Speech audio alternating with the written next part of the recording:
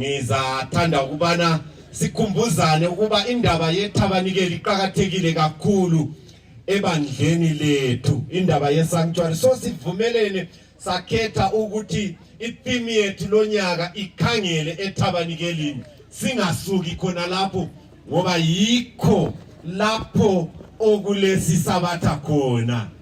Ibandla lithini? Sizafunda incwadi, ngizafunda ivesi ibe yodwa, angisoze ngiqumbaqumbeke ukwedlula leyo. Ngizafunda ibe yodwa ndinyana nje siyejwayeleyo, incwadi kaExodus isahluko ngesika 25. Ngizafunda esincinyane ngu8.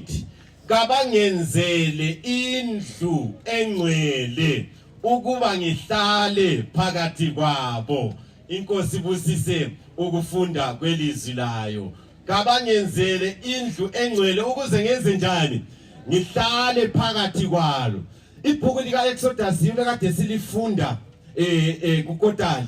Ibhuku lika Exodus yilo eliyivangeli eTestamentini elidala. Livangeli the gospel according to Moses. Nxa kusuka eGibhite kuyiwa eCanaan, kukhulunywa ngenkululeko kusuka ekugqilazweni kusiya ngaphi? Ekukhululekeni. Angikwazi kumbe ngilabantu likhona enkonzweni? Selibuyile enkonzweni? So uNkulunkulu ufuna ukuthi ancedise abantu kusukusela kusahluko sokuqala kuze kube kusahluko ngesika 18. uIsrayeli uphakathi kwengqushungqushu, uphakathi kwengcaki, uphakathi kwento engaqedakaliyo, into enzima kakhulu. Kodwa uThixo ufuna ukubana amtshengise uIsrayeli ukuthi indlela yokuya eCanaan yindlela bani. Abesesithi phakathi la phakathi kweGibhite leCanaan abesefaka ithabanikeli. Mina ngingedwa namhlanje church, lina lingavumi ngikholise linto ngedwa, asikholiseni sonke. Phakathi la phakathi kweGibhite leCanaan ufaka yini? Ithabanikeli. Ithabanikeli liba phakathi la phakathi kweGibhite leCanaan ukuveza izinto ezinje. Bese Gibhite uThixo wabenza banda. Ngezinye indlela kwaba le multiplication. Angitsho uNkulunkulu wabenza benze njani? Banda. Bese Gibhite uNkulunkulu wabenza baba lamandla. Ngezinye indlela kwaba le fortification. Baqina ngendlela elamandla kakhulu. uFaro esebona ukuthi bayanda, esebona ukuthi sebelamandla, mina ngingedwe church, wasesenza into yesithathu. uFaro wabacindezela. Ngezinye indlela ngesilungu kwaba le oppression.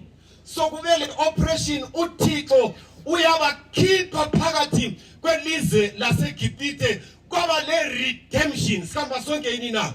Sebephumile eGibhite nampayana beqonda olwandle olubomvu. uNkulunkulu wenza into eyisimanga esikhulu, uyavula ulwandle olubomvu.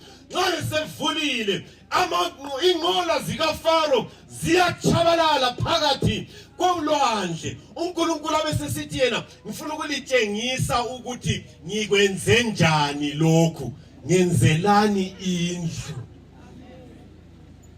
Ukuze libe kwazi ukuthi ngikwenze njani, ngenzelani indlu. Nxa selingenzele indlu, indlu le izaba ngumfanekiso wokuba liyanda, multiplication.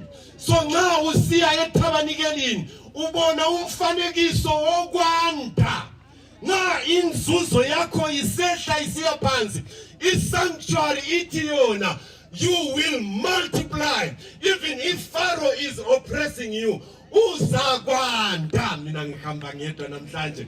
Ithabanikeli lithi lona, yabona noma uboss wakho emsebenzini ekuhlukuluza uphakathi kweoppression, ithabanikeli lithi lona, redemption is coming.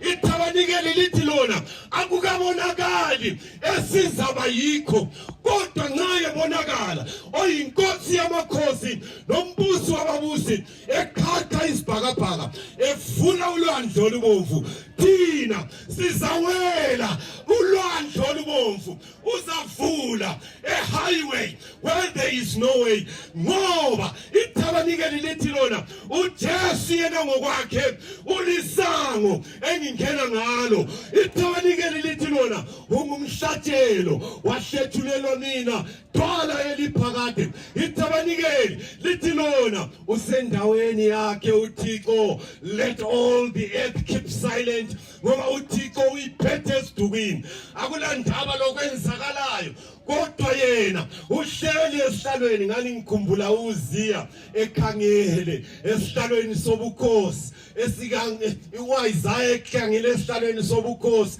sika uZiya asisela muntu ngoba uZiya usefile kodwa ngale kwesihlalo sika uZiya ubona isihlalo senkosi yamakhosi nombusi wababusi athi busa nkosi yamakhosi busa kuze kube ngunaphakade nxa sisakha amathabanikeli senza isimemezelo ithethi yakho yenza yini isimemezelo sokuba yebo sikhululekile sihlengiwe ngegazi leundlu ngalamazwi thanda ukuvula umhlangano.